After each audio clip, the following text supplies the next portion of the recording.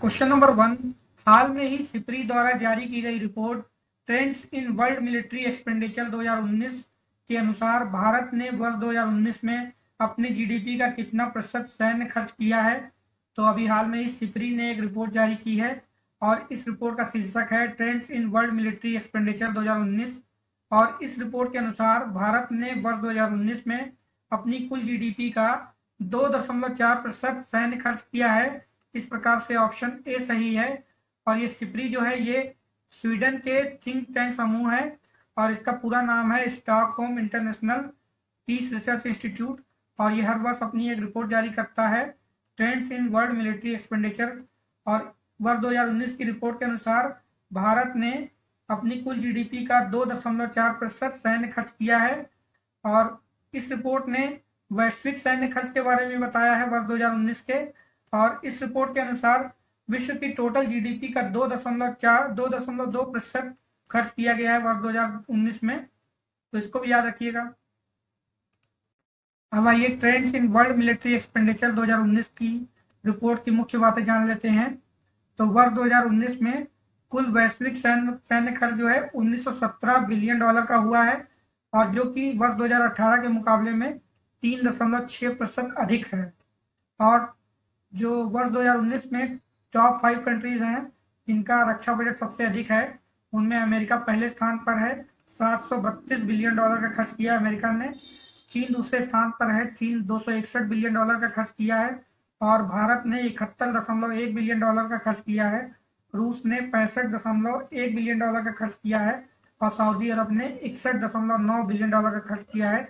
इस प्रकार से ये टॉप 5 कंट्रीज हैं जिन्होंने वर्ष 2019 में सबसे अधिक सैन्य खर्च किया है।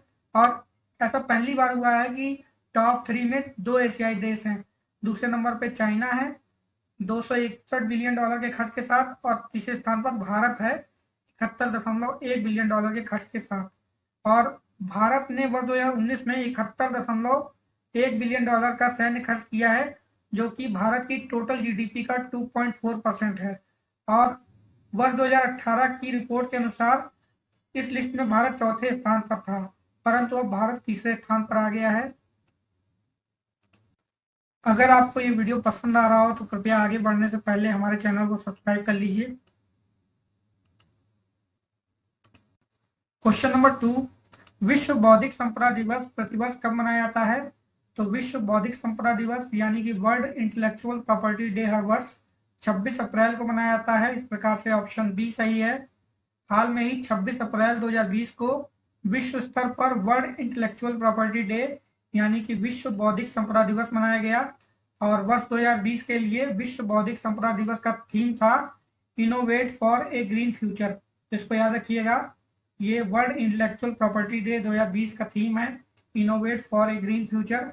और इसको मनाने की शुरुआत साल 2000 में हुई थी और इसको जो है विश्व बौद्धिक संपदा संगठन के द्वारा पहली बार वर्ष 2000 में मनाया गया था। और इसको 26 अप्रैल को मनाने का कारण ये है कि 26 अप्रैल 1970 को विश्व बौद्धिक संपदा संगठन की स्थापना हुई थी। तो इस दिन को याद रखने के लिए प्रतिवर्ष 26 अप्रैल को विश्व बौद्धिक संपदा दिवस यानी कि वर्ल्ड इंटेलेक्चुअल प्रॉपर्टी डे मनाया जाता है। और विश्व बौद्धिक संपदा संगठन का मुख्यालय स्विट्जरलैंड के जिनेवा में है और इसके जो सीईओ हैं उनका नाम है फ्रांसिस गुर्री, तो इनका नाम याद रखिएगा। क्वेश्चन नंबर 3, हाल में ही वर्चुअल कोर्ट के जरिए अदालतों में सुनवाई शुरू करने वाला पहला राज्य कौन बना है। तो हाल में ही वर्चुअल कोर्ट के जरिए अदालतों में सुनवाई शुरू करने वाला पहला राज्य उत्तर प्रदेश बना है। इस प्रकार से ऑप्शन डी सही है। हाल में ही उत्तर प्रदेश की इलाहाबाद हाई कोर्ट में सॉफ्टवेयर के जरिए वर्चुअल कोर्ट बनाई गई है और इसमें जो है वीडियो कॉन्फ्रेंसिंग के थ्रू अदालतों की सुनवाई शुरू की गई है और ऐसा करने वाला उत्तर प्रदेश पहला राज्य बना है। और ये जो वर्चुअल कोर्ट है इसमें इंटरनेट कनेक्शन की जरूरत नहीं पड़ेगी, डायरेक्ट सॉफ्टवेयर के थ्रू वीडियो कॉन्फ्रेंसिंग के माध्यम से वर्चुअल कोर्ट लगाई जा सकेगी और अदालतों में सुनवाई की जा सकेगी। और ऐसा करने वाला इलाहाबाद हाईकोर्ट पहला हाईकोर्ट बना है। तो इस प्रकार से उत्तर प्रदेश ऐसा राज्य है जहां पे वर्चुअल कोर्ट लगाई जा रही है, पहला ऐसा राज्य है। और भारत के जो चीफ जस्टिस हैं उच्चतम न्यायालय के वो हैं शरद अरविंद बोबडे, याद रखिएगा।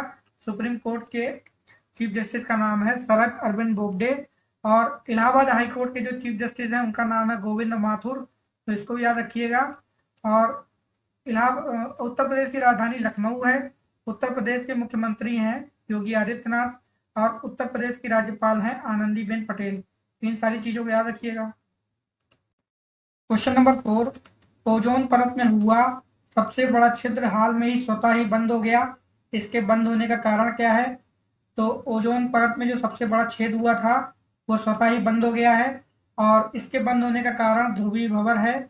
इस प्रकार से ऑप्शन ए सही है। हाल में ही ओजोन परत में जो सबसे बड़ा छेद था वो ध्रुवीय भंवर के कारण स्वतः ही बंद हो गया है। और ध्रुवीय भंवर जो है ये सर्दियों में होने वाली एक घटना है और ध्रुवीय भंवर जो है ये चक्रवाती वृत्ताकार हवाएं हैं जो कि पश्चिम से पूर्व की ओर समताप मंडल में चलती हैं और इसकी वजह से ओजोन परत में जो सबसे बड़ा छेद हुआ था वो स्वतः ही बंद हो गया है। और इसकी जानकारी जो है CCS यानी कि कॉपरनिकस क्लाइमेट चेंज सर्विस और CAMS यानी कि कॉपरनिकस एटमॉस्फेयर मॉनिटरिंग सर्विस के द्वारा दी गई है। और ये जो छेद हुआ था ओजोन परत में ये असमान जलवायु परिस्थितियों के कारण हुआ था और अब ये बंद हो गया है ध्रुवीय भंवर के कारण। और इसके बंद होने का मुख्य कारण ध्रुवीय भंवर है। वैज्ञानिकों के अनुसार कोविड-19 लॉकडाउन की वजह से जो पर्यावरण में प्रदूषण का जो स्तर कम हुआ है उसकी वजह से ये छिद्र नहीं बंद हुआ है, जबकि ये ध्रुवीय भंवर के कारण बंद हुआ है। तो कई जगह पे ये बातें चल रही थी कि प्रदूषण की कम होने की वजह से ये छेद बंद हुआ है, लेकिन ऐसा नहीं है, ये ध्रुवीय भंवर की वजह से छेद बंद हुआ है। इस बार का जो ओजोन परत का छेद था ये इतिहास का सबसे बड़ा छेद था और ये आर्कटिक क्षेत्र के ऊपर बना था और ये लगभग 1 मिलियन वर्ग किलोमीटर में फैला हुआ छेद था। अगर ये दक्षिण की ओर बढ़ जाता तो ये मध्य अक्षांशों में भयावह परिणाम उत्पन्न करता। और जैसा कि हम जानते हैं कि ओजोन परत जो है वो पृथ्वी के समताप मंडल में बनती है और ये एक प्रकार की प्रोटेक्टिव लेयर है जो कि सूर्य से आने वाली हानिकारक यूवी रेज यानी कि अल्ट्रावायलेट रेज से हमारी रक्षा करती है। और ये जो ओजोन परत में छेद उत्पन्न होता है ये पोल्यूशन के कारण होता है जो कि इस बार स्वतः ही भर गया है और इसके भरने का कारण है ध्रुवीय भंवर, तो इसको याद रखिएगा। क्वेश्चन नंबर 5, हाल में ही किस राज्य की सरकार ने जगन्ना विद्या दिवेना योजना का शुभारंभ किया है? तो अभी हाल में ही आंध्र प्रदेश की राज्य सरकार ने जगन्ना विद्या दिवेना योजना का शुभारंभ किया है।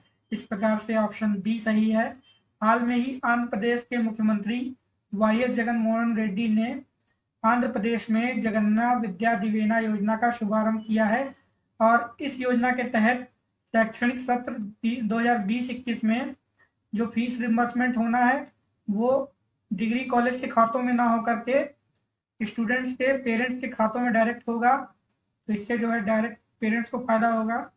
और इस योजना का फायदा जो है IIT, BTech, B Pharma, MBA, MCA और BEd इन छात्रों को इन कोर्सेज में जो लोग इनरोल्ड हुए हैं उन छात्रों को मिलेगा। तो याद रखिएगा कि जगन्ना विद्या दिवेना योजना आंध्र प्रदेश की योजना है और इस योजना के थ्रू फीस का रिम्बर्समेंट डायरेक्ट जो है विद्यार्थियों के पेरेंट्स के खातों में होगा। पहले ये डिग्री कॉलेज के खातों में होता था, फिर स्टूडेंट्स को मिलता था, लेकिन अब ये डायरेक्ट जो है स्टूडेंट्स के पेरेंट्स को मिलेगा। और ये जो जगन्ना विद्या दिवेना योजना है इसके तहत उम्मीदवारों को 15,000 से 20,000 रुपए का फीस रिम्बर्समेंट मिलेगा और इस योजना की लागत टोटल 4,000 करोड़ रुपए की है, जिसमें कि पिछली सरकार का 1,880 करोड़ रुपए का बकाया भी शामिल है। तो टोटल 4,000 करोड़ रुपए खर्च होंगे और 1,880 करोड़ रुपए पेंडिंग था फीस रिम्बर्समेंट का, जिसको इसी योजना के थ्रू दिया जाएगा। और आंध्र प्रदेश के राज्यपाल हैं बिश्वा भूषण हरिचंदन, तो इनका नाम भी याद रखिएगा। इसके अलावा आंध्र प्रदेश की राजधानी अमरावती है, इसको भी याद रखिएगा। और इसके मुख्यमंत्री हैं YS जगनमोहन रेड्डी, इनका भी नाम याद रखिएगा।